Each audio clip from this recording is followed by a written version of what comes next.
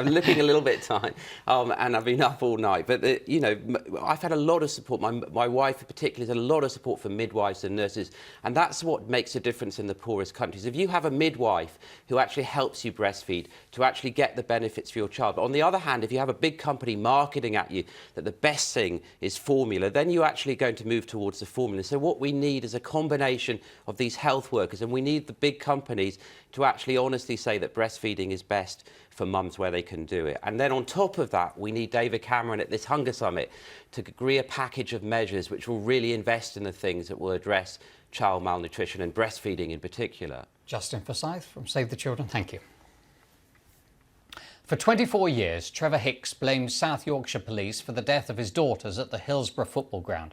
Sarah and Victoria, along with 94 other Liverpool fans, died after the crush at the Leppings Lane end. But on that day, one police officer fought to save Victoria's life, and that same officer also had to tell Trevor that his daughter had died. Now they've been reunited. Dan Johnson has their story. Two men who've been on each other's minds for almost a quarter of a century. Brought together by chance in unimaginable horror, 2 decades of anger, bitterness and injustice have kept them apart. Hillsborough destroyed many lives. No one lost more than Trevor Hicks. Presumably they'd have had families, maybe kids of their own. I've missed out paying for a couple of weddings. On the Leppings Lane terrace, he was separated from his daughters when the crush began. I thought I saw either Sarah or Vicky passed over onto the pitch. Peter McGuinness was a young PC on duty at the game. No one really quite knew what to do, where to go. So you focus on, or you try and focus on one or two things, and I tried to focus on Victoria. They put her into an ambulance and went to hospital. Doctors tried to resuscitate Vicky, but she didn't survive. It was him who gave me the bad news that Vicky was dead. I think I gave him a hug, and then everything else kicked in. The Hicks later found out Sarah was also one of the victims. Trevor went on to become chairman of the Hillsborough Families Support Group, leading the campaign for justice. But now he's reaching out to the officer he calls a hero. I feel it's something that is long overdue, so there's an element of guilt that I should have done it sooner. Trevor is the one who's lost 2 daughters. I've lost nobody. Trevor.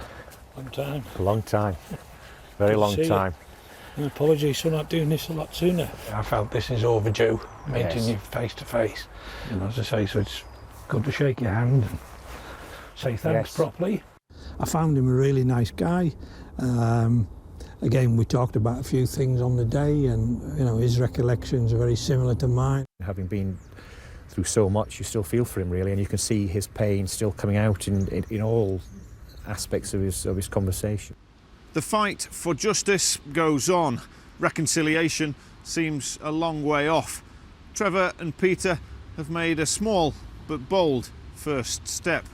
Perhaps in time, others will follow. Dan Johnson, BBC News, Sheffield. The tiny 3-man submarine Alvin has been the workhorse of underwater research for nearly 50 years. Now it's going in for a service. Palabgesh reports. The Alvin, a submarine that's explored more of the deep sea than any other research vessel. It can take a crew of 2 scientists and a pilot deep into the sea's midnight zone, where no sunlight can penetrate. But so far it's only been able to dive 4,500 metres, and so not able to explore the very depths of the ocean. Now it's having an upgrade that will enable it to go much deeper. At its heart, a new cockpit for the crew, an airtight sphere forged from 15.5 metric tons of titanium. At 6,500 meters, it'll be about 10,000 psi, which is like putting your average house on your big toe, 10,000 pounds per square inch at our rated depth. And to get there, the sphere is about 3 inches thick. It's almost 11 centimeters, and a special titanium material to withstand those pressures. The scientists enter the submarine through this hatch. Let's take a look at what's inside. And I'm now entering what they call the personnel sphere.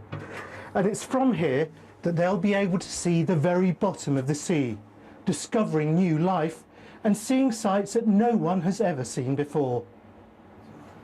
The new cockpit is slightly larger than the old one. It has new instruments and 5 viewing windows. Alvin began service nearly 50 years ago. As well as charting the sea floor, it located a lost hydrogen bomb in the Mediterranean Sea in 1966. Susan Humphreys has been on board Alvin during some of its greatest scientific discoveries. Now that it will soon be able to explore nearly all the sea bed, what does she expect to find next? I think we could discover many different new sorts of marine life. We could discover new geological processes, and we will be going to places that we have never been before. And I have no doubt that we will be making new discoveries when we go there. Once its refit is completed next month, Alvin will set off on new missions, sending scientists to explore uncharted waters at the bottom of the sea.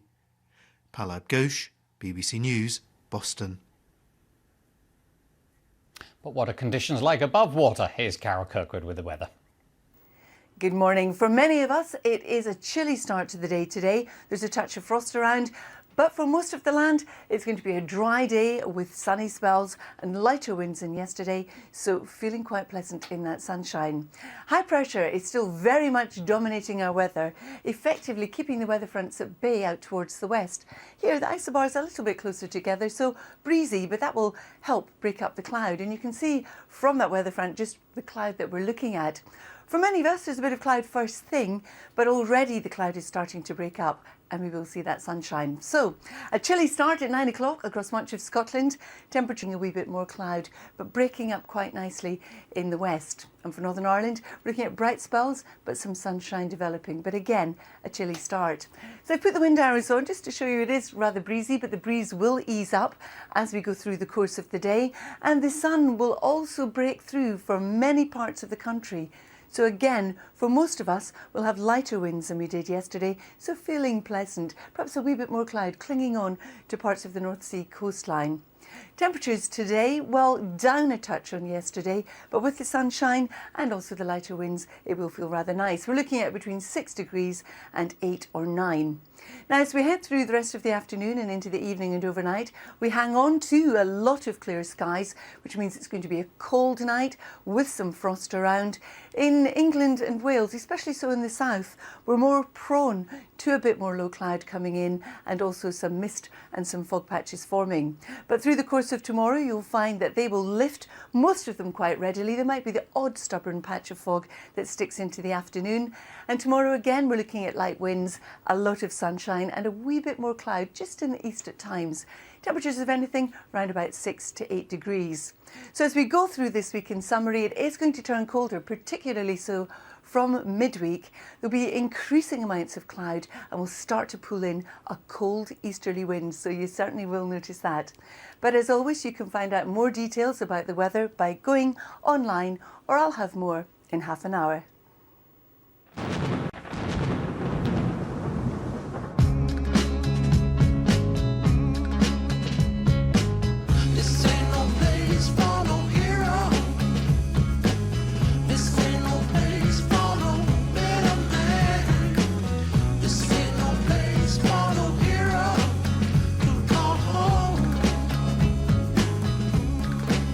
Wild Arabia starts Friday at 9 on BBC Two.